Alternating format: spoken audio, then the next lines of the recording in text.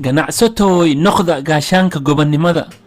ganacsatada ama hantiilayaashu waa tiir ka mid ah tiirarka ilaaliya dowladnimada, maadaama ay dantoodii ka dhex arkaan daafaca qarannimada, xasiloonida iyo sharciga.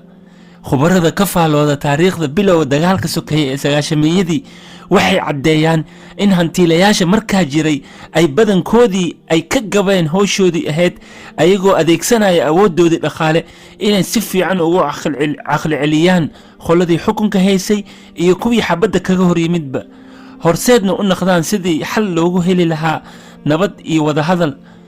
nasiib daro biseylkaas iyo garashadaas ma yeelan oo waxayba ka qayb noqdeen dagaalkii sokeeye ayagoo ku kala biiraya dhinacyada ishaystay. taasna waxay sababtay in hantidoodii uu xaaqo daadkii dagaalka sokeeye oo waxay raacday burburkii iyo bililiqadii. runtii arrinkan waxay cashar weyn u tahay ganacsatada maanta dalka ka jira.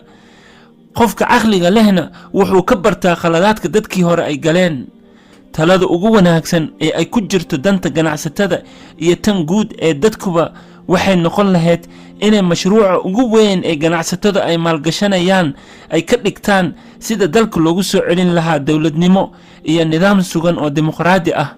waxaan ku boorinaynaa ganacsatada Soomaaliyeed inay yeeshaan fiiro dheer ah ama aragti fog oo ayan noqon indha ku garaad leh.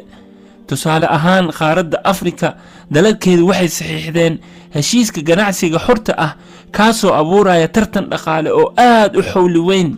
runtii gacanka hadalkii ka dhex jiray dalalkaas waxay isu rogaysaa ganacsi ka hadal. gurigaagana haddii kubadda ganacsiga lagaaga badiyo waa guuldaro walaalayaal. sidaas darteed waxaan leenahay garwadeenka dhaqaalaha fadlan noqda gaashaanka gobonnimada, ha noqonina sida kuwii hore oo gablanka baday dalkeena. waa walaalkiin Baasi Busuri iyo barnaamijkii horumar ummadaada.